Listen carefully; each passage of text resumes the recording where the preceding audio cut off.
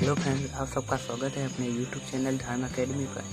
दोस्तों, आज हम क्लास 7 का साइंस का चैप्टर 5 हमने लवर स्टार्ट करने जा रहे हैं। दोस्तों, अगर आपने अभी तक हमारे चैनल को सब्सक्राइब नहीं किया तो सब्सक्राइब कर दें और वीडियो को लाइक कर दें तो हमें कमेंट में बताएं कि यह वीडियो आपको कैसा लगा।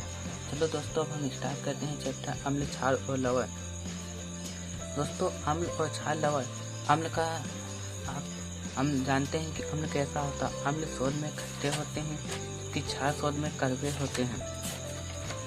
और लवण बहुत से होते हैं, जैसे नमक, और ऐसे कई लवण होते हैं जिनका हम इस चैप्टर में अध्ययन करेंगे। दोस्तों, अम्ल जो होते हैं वो स्वाद में खट्टे होने के साथ साथ ये नीले लिटमस पेपर को लाल भी कर देते हैं, जो कि आप याद रखें। और लाल लिटमस पेपर को नीले में भी चेंज कर देते हैं, इनकी यह विशेषता होती है। लो, अब हम चैप्टर स्टार्ट करते हैं। दोस्तों, पहले हेडिंग दे रखी है अम्ल, क्षार और लवण।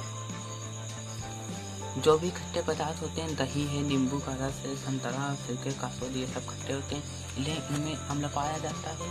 उनका स्वाद भी अम्लीय होता है। और जो जैसे खाने का सोडा हुआ, बेकिंग सोडा जिसे कहते हैं, और कई चीज़ें होती हैं जो कि क्षारक होती हैं, क्षार होती हैं। उनकी जो प्रकृति होती है वह क्षारक होती है। क्षारक की एक विशेषता और होती है कि ये छूने में बिल्कुल साबुन की तरह से लगते हैं। जब आप इन्हें उंगलियों से लगेंगे तो साबुन जैसे लगेंगे, और उनकी प्रकृति क्षार की होती है।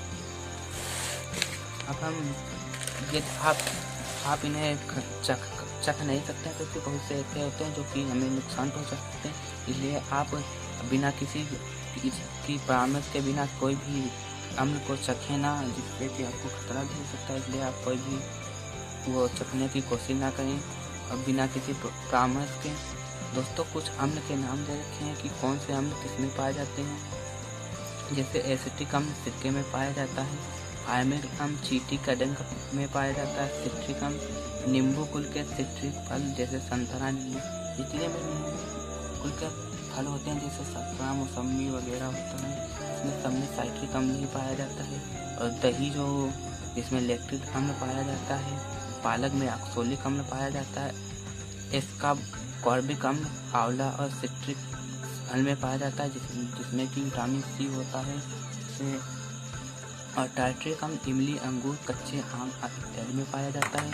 और कुछ क्षारक भी दे रखे हैं, जैसे कैल्शियम हाइड्रोक्साइड चूने का पानी, अमोनिया हाइड्रोक्साइड खिड़की के कांच आदि साफ करने के लिए उपयुक्त मार्जन होता है। सोडियम हाइड्रोक्साइड या पोटेशियम हाइड्रोक्साइड साइडिन में पाया जाता है। मैग्नीशियम हाइड्रोक्साइड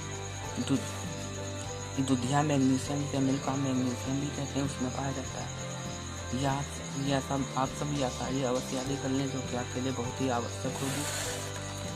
और हमारे प्रकृति में भी बहुत से अम्ल और क्षार पाए जाते हैं, या और सूचक होते हैं जिनसे हम चेक भी कर सकते हैं, जो हमारी प्रकृति में पाए जाते हैं कि कौन सा चीज़ अम्ल है। क्योंकि हम हर चीज़ चेक कर नहीं चेक कर सकते, इसलिए हम इससे भी चेक कर इनकी सहायता से ये पता कर सकते हैं कि कौन सा अम्ल है और कौन सा क्षारक। जैसे लिटमस एक प्राकृतिक रंजक होता है।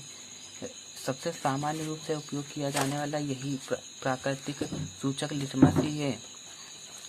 प्राकृतिक सूचक लिटमस ही है। इसे लाइकेन से निष्कासित किया जाता है। एक लाइकेन पौधा होता है, जिसे आप देख सकते हैं, ये लाइकेन का वो दे रखा है पौधा।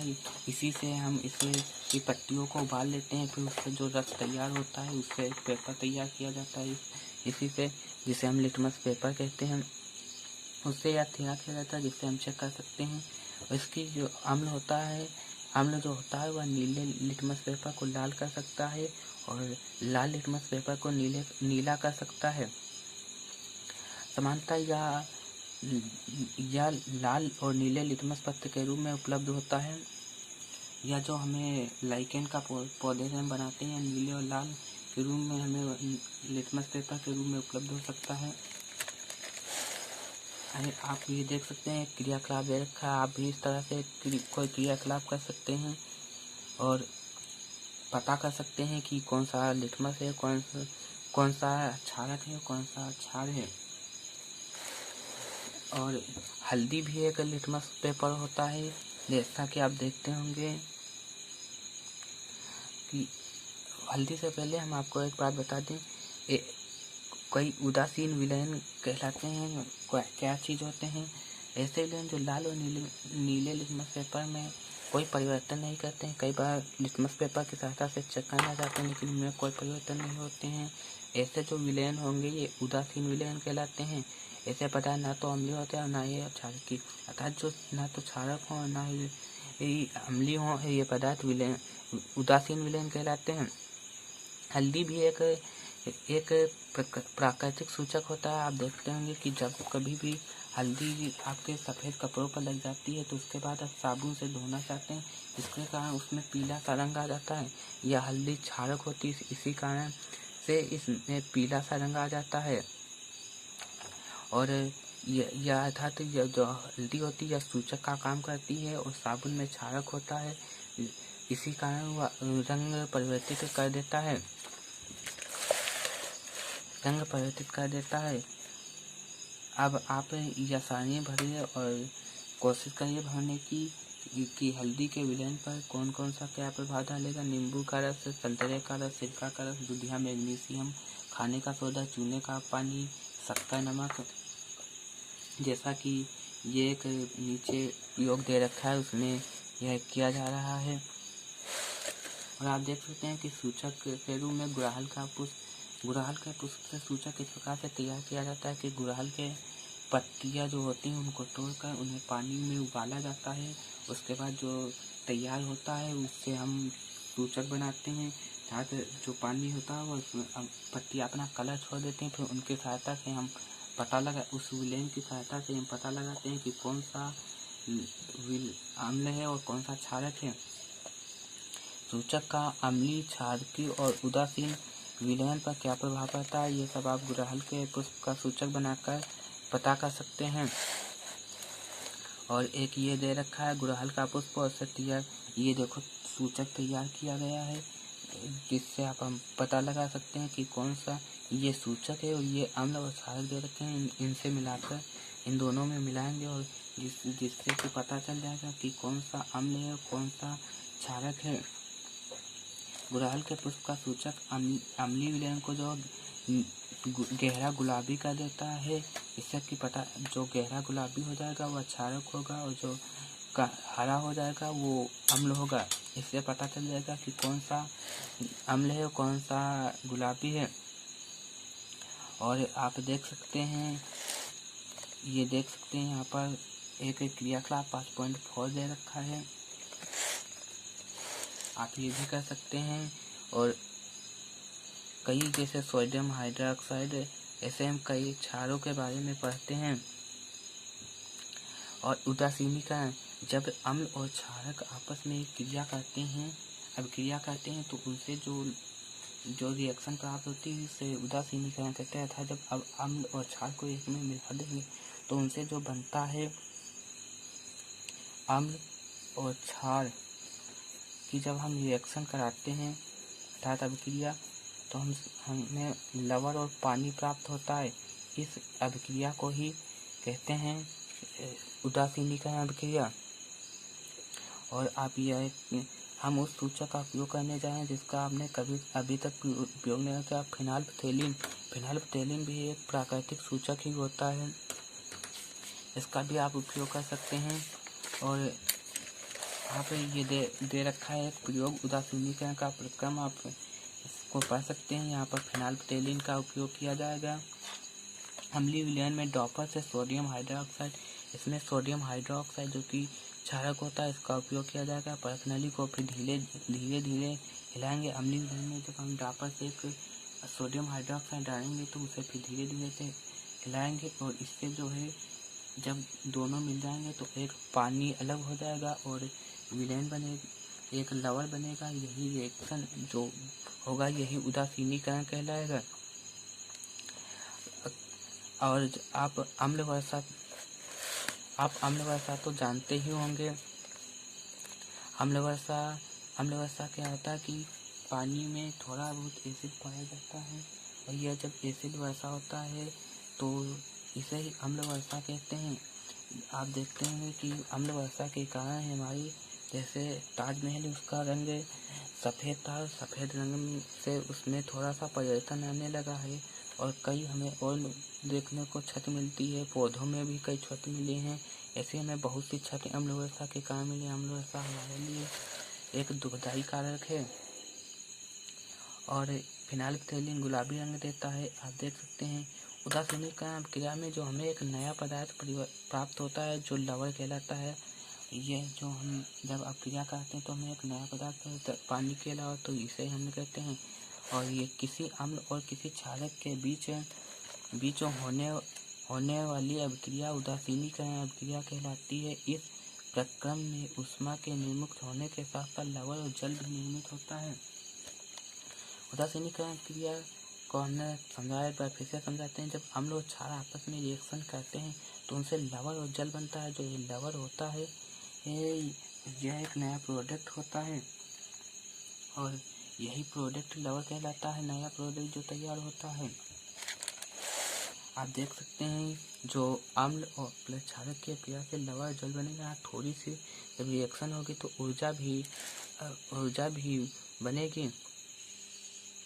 आप देख सकते हैं हाइड्रोक्लोरिक अम्ल और सोडियम हाइड्रोक्साइड की रिएक्शन कराई गई है। HCl और NO3 HCl अम्ल है और ये क्षारक है, इनसे जो क्रिया की जाएगी NaCl एक नया प्रोडक्ट बना है। ये जो NaCl होता है ये नमक का सूत्र होता है। नमक NaCl सोडियम क्लोराइड और जल बना है तथा थोड़ी ऊष्मा भी निकली हुई है। बुझे चूने के पानी में तन सल्फ्यूरिक अम्ल मिलाया गया, मिश्रण गर्म हो जाएगा अथवा ठंडा। बुझे हुए चने में जब आप पानी मिलाएंगे तो CO में जब आप पानी मिलाएंगे तो इससे जो होगा हीट भी अर्थात ऊष्मा भी निकलेगी और जो नया प्रोडक्ट बनेगा सोडियम हाइड्रोक्साइड बनेगा। बिना या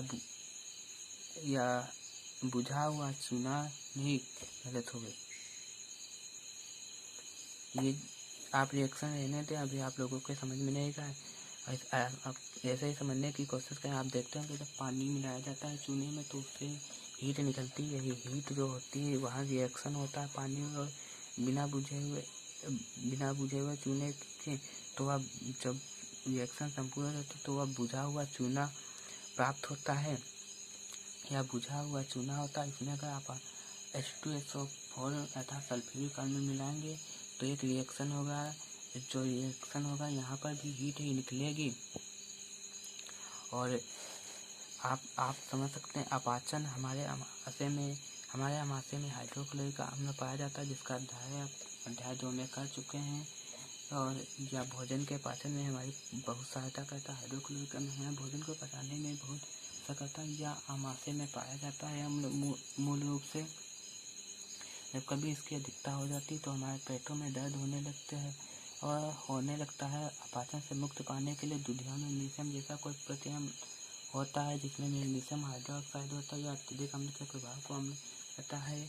आप लोग देखते होंगे कि जो इनो आता है ये इसमें क्षार होता है। यह हमारे अम्ल की मात्रा को कम करता है, जिससे कि हमें बहुत सी आराम मिल जाती है। और पेट दर्द से कभी कभी जो अम्ल अधिकता के कारण होने लगता है, कई बार चींटी काटती है तो त्वचा में अम्लीय द्रव डाल देते हैं। चींटी के डंक में पाया जाता है एक अम्ल, जिसके कारण हमें चींटी काटने के कारण हमें कई बार हमारे शरीर पर जनाई देता है कि जलन सी हो गई। यह जलन इस चींटी के काटने का कारण होता है।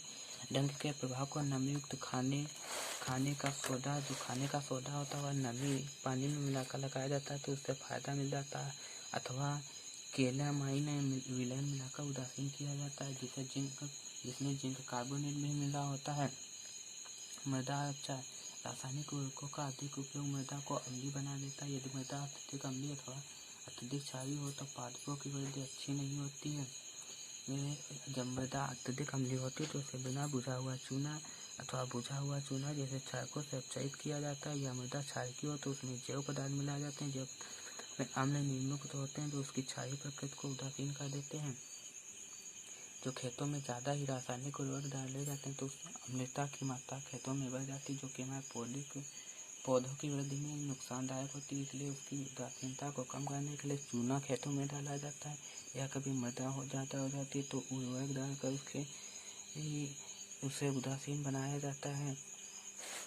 कारखानों का अपशिष्ट। अनेक कारखानों के अपशिष्ट में अम्लीय पदार्थ मिश्रित होते हैं। ऐसे अपशिष्ट पदार्थों को सीधे जलाशयों में बहने दिया जाए तो जो जल होता है वह भी अम्लीय हो जाएगा, जो कि जीव जंतुओं के लिए नुकसान होगा।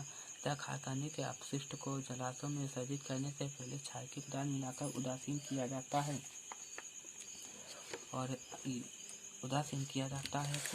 यहाँ पर प्रमुख शब्द दे रखे हैं हमने: क्षारक, सूचक, उदासीन विलयन। थैंक यू दोस्तों। अगर आपको यह वीडियो अच्छा लगा तो हमें कमेंट बॉक्स में अवश्य बताएं कि यह वीडियो आपको कैसा लगा है, तथा वीडियो को लाइक करें और दोस्तों के पास ज़्यादा से ज़्यादा शेयर करें। दोस्तों, मैं रंजीत कुशवाहा आप सबसे विदा लेता हूँ। Thanks for watching.